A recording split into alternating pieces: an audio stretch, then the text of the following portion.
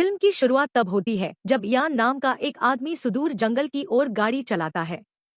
प्रवेश द्वार पर पहुंचने पर वह अपना फोन चेक करता है जिसमें कई मिस्ड कॉल हैं। यान कुछ देर के लिए सोचता है लेकिन अंततः अपना सामान इकट्ठा करता है और पैदल ही जंगल के अंदर चला जाता है। पता चला कि वह यहाँ अकेले पदयात्रा पर आया है, संभवतः अपना मन साफ करने के लिए। वह धीरे धीरे घने जंगल के माध्यम से अपना रास्ता बनाता है और कभी कभी चीजों को घूरने के लिए रुकता है। हमें पता चलता है कि इयान नियमित पैदल यात्री नहीं है, क्योंकि वह पहले 10 मिनट में ही बहुत थक जाता है।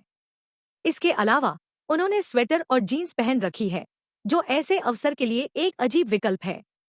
इयान कोई सुरक्षात्मक मोजे भी नहीं लाया और अब उसके पैर दर्दनाक चकत्ते से भर गए हैं। इसके बावजूद वह दृढ़ रहता है और अपनी यात्रा जारी रखता है। थोड़ा आगे पहुंचने पर इयान को कुछ दूरी पर एक पैदल यात्री जोड़ा दिखाई देता है। ऐसा प्रतीत होता है कि वे तस्वीरें ले रहे हैं और अच्छा समय बिता रहे हैं। यह आश्चर्यजनक रूप से उसे बहुत चिंतित कर देता है और वह उनके चले जाने तक इंतजार करने का फैसला करता है। इयान एक कट्टर अंतर्मुखी व्यक्ति है, जिसे अन्य लोगों की संगति पसंद नहीं है। जब वह इंतजार करते करते थक जाता है तो वह नियमित रास्ता बदल लेता है और उनके देखने से पहले ही भाग जाता है।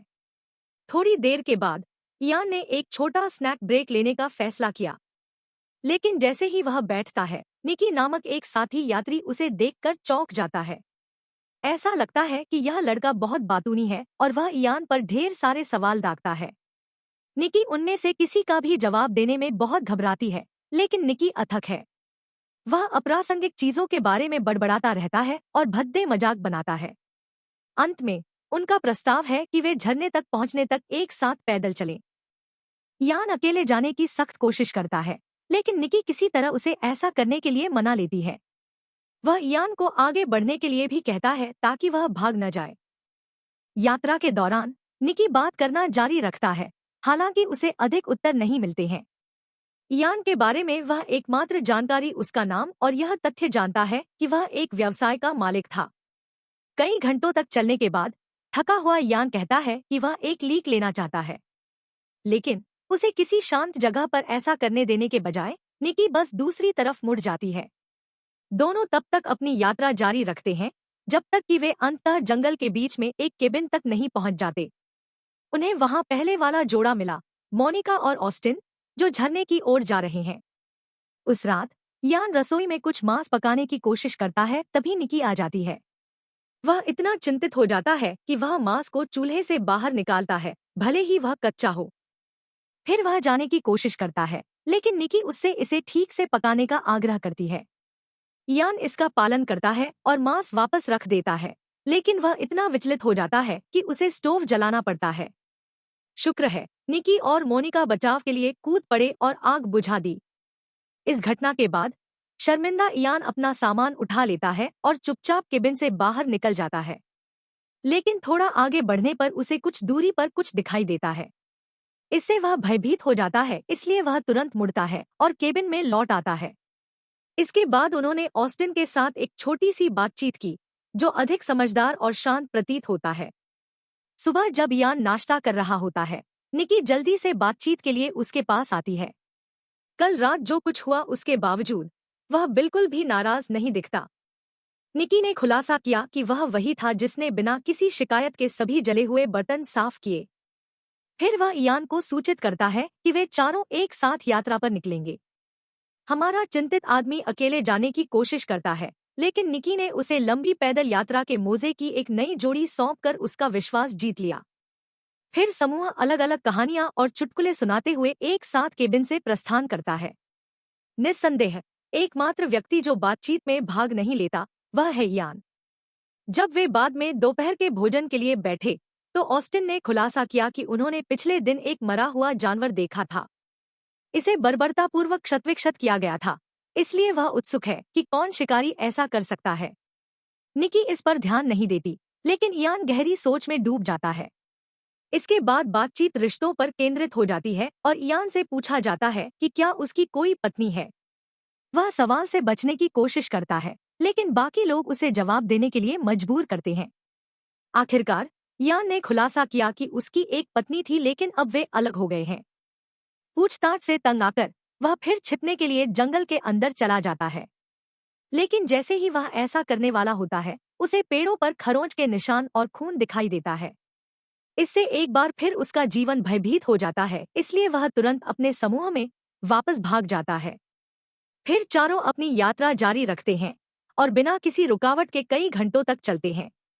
एक बिंदु पर पागल यान को ऐसा लगता है जैसे कोई उनका पीछा कर रहा है। जब वह पीछे मुड़ता है तो उसे कुछ दूरी पर कुछ दिखाई देता है, जिससे वह घबरा जाता है। वह तुरंत दूसरों को बुलाता है और पूछता है कि क्या उन्होंने भी इसे नोटिस किया है। हालांकि अच्छी तरह से देखने के बाद भी उन्हें कुछ भी दिखाई नहीं देता है। इस समय तक समूह को पता चल गया है कि यान सामाजिक रूप से अजीब और समस्याग्रस्त है, लेकिन वे नहीं चाहते कि उसे बुरा लगे, इसलिए वे बस दावा करते हैं कि यह कोई यादृच्छिक जानवर था। निकी यहाँ तक कहती है कि यह एक बकरी है जो शहर से भटक गई है। घंटों बाद समूह दूसरे शिविर में पहुंचता है। इस बार उन्हें अंदर 2 अन्य बैकपैक मिले, लेकिन आसपास कोई लोग नहीं थे। यान हमेशा की तरह उनके ठिकाने के बारे में चिंतित हो जाता है, लेकिन बाकी लोग इसके बारे में ज्यादा नहीं सोचते हैं और गिटार बजाना शुरू कर देते हैं। उस रात बाद में यान को चिंता के कारण सोने में परेशानी होने लगी। जैसे ही वह इधर उधर घूमता है, निकी बातचीत के लिए उसके पास आती है।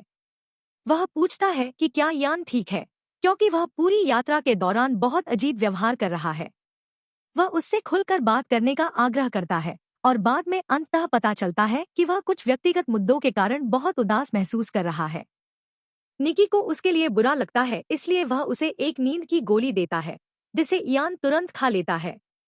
निकी के जाने के बाद वह अजीब आदमी कमरे में इधर उधर घूमने लगता है। जिज्ञासा उस पर हावी हो जाती है और वह छोड़े गए बैकपैक्स में से एक का निरीक्षण करने के लिए आगे बढ़ता है। उसे इसके अंदर एक कैमरा मिलता है, जिसे वह बिना किसी झिझक के चालू कर देता है। फिर उसे 2 लड़कियां मिलती हैं जो जंगल में घूम रही हैं और अच्छा समय बिता रही हैं। लेकिन एक तस्वीर में यान दूर से एक आदमी को उनकी ओर रेंगते हुए देखता है। जब वह जूम इन करता है तो वह यह जानकर चौंक जाता है कि वह आदमी कोई और नहीं बल्कि निकी है। यान और अधिक जानने की कोशिश करता है, लेकिन उसे अचानक चक्कर आने लगते हैं। तभी उसे संदेह होता है कि निकी ने उसे नींद की गोली की जगह नशीली दवा दे दी है। वह मदद के लिए पुकारने की कोशिश करता है, लेकिन जल्द ही होश खो बैठता है और फर्श पर गिर जाता है। जब यान सुबह उठता है तो वह खुद को शांति से सोता हुआ पाता है। पता चला कि निकी ने उसे कंबल से ढक दिया ताकि वह बीमार न पड़े।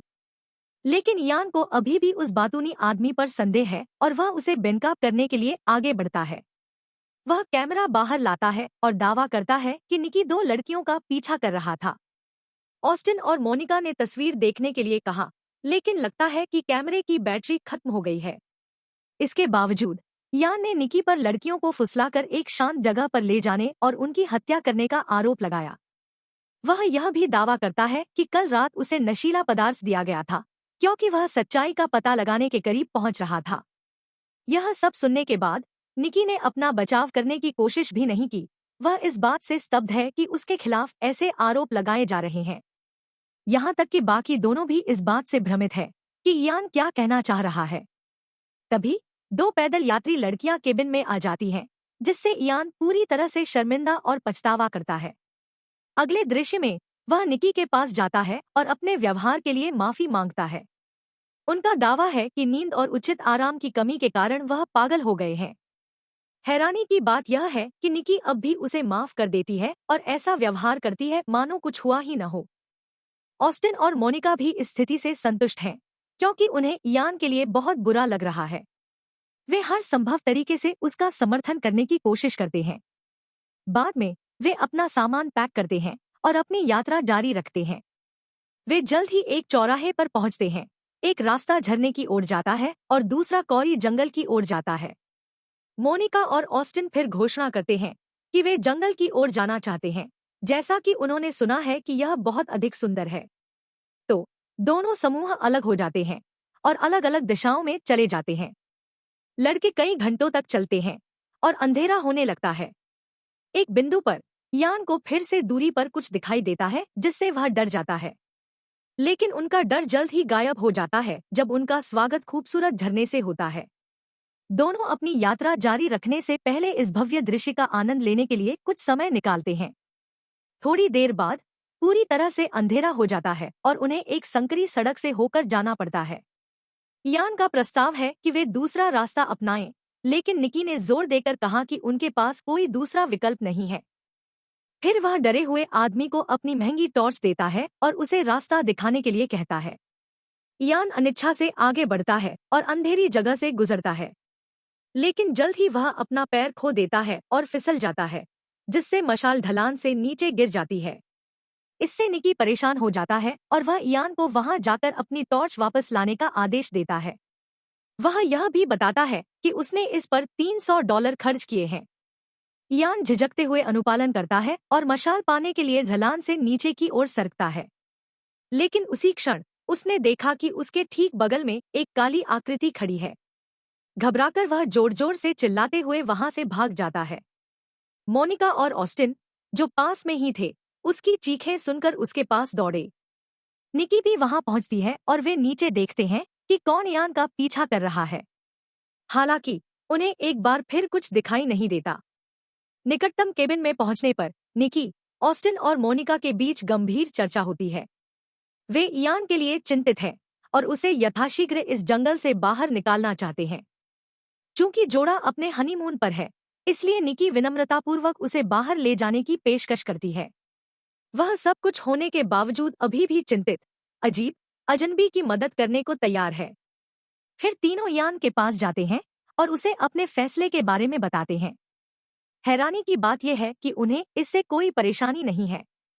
अगली सुबह यान और निकी शहर की ओर अपनी यात्रा पर निकल पड़े।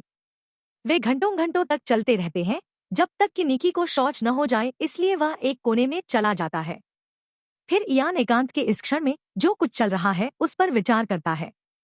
लेकिन जब वह अपने विचारों में खोया हुआ था, तो उसे एहसास हुआ कि निकी अभी भी वापस नहीं आई है। वह उसे पुकारता है, लेकिन कोई प्रतिक्रिया नहीं मिलती है।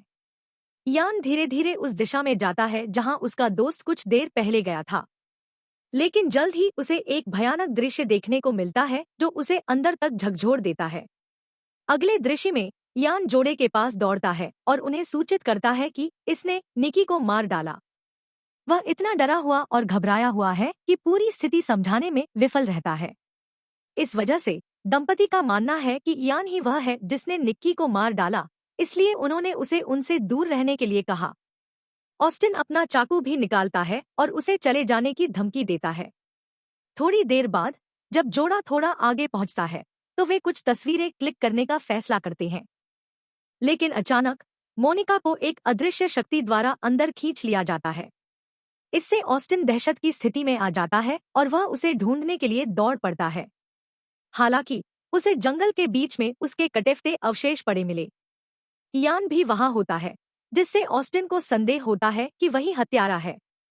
वह उस पर हमला करने की कोशिश करता है, लेकिन उसका पैर भालू के जाल में फंस जाता है। तभी दूर से डायनासोर जैसा एक बड़ा पक्षी आता है और मोनिका की लाश को खींचकर ले जाता है। लड़कों ने जो कुछ देखा उससे वे पूरी तरह सदमे में हैं। यह महसूस करते हुए कि यहाँ सुरक्षित नहीं है, यान तुरंत ऑस्टिन को जाल से मुक्त करता है और उसे केबिन में ले जाता है। फिर वे सभी दरवाजे बंद कर देते हैं और राक्षस के आने की तैयारी करते हैं। उनकी धारणा के अनुसार डायनासोर पक्षी दिखाई देता है और दरवाजा तोड़ देता है। यह तुरंत ऑस्टिन के चेहरे पर अपनी तलवार जैसी चोंच से वार करता है और उसे मार डालता है। पक्षी फिर यान के पीछे चला जाता है, लेकिन हमारा अजीब नायक एक अच्छा लड़ाकू प्रतीत होता है। वह उसकी गर्दन पकड़ता है और उसे जमीन पर पटक देता है। फिर वह अपनी पूरी ताकत से पक्षी का गला तब तक दबाता है जब तक कि वह अंततः सांस लेना बंद नहीं कर देता। जब अगली सुबह सूरज उगता है, तो घायल और पस्त यान जंगल के रास्ते अपना रास्ता बनाता है। जैसे ही वह पार्किंग स्थल पर पहुंचने वाला होता है जहां उसकी कार होती है, उसकी नजर एक पैदल यात्री लड़की के शव पर पड़ती है जो पेड़ पर लटका हुआ है। फिर थोड़ा आगे बढ़ने पर उसे डायनासोर के अंडों का एक गुच्छा मिलता है, जिससे पता चलता है कि इनमें से और भी जीव हैं। डरा हुआ यान फिर भागने की कोशिश करता है, लेकिन एक बड़े नर द्वारा उस पर अचानक हमला कर दिया जाता है। यह उसके पैरों को पंजों से काटता है और उसकी जांघ पर वार करता है। सौभाग्य से वह अपनी जींस उतार कर भागने में सफल हो जाता है। यान तब तक दौड़ता रहता है जब तक वह सड़क पर नहीं पहुंच जाता। फिल्म तब समाप्त होती है जब वह एक कार रोकता है और हताश होकर कहता है, मेरी मदद करो।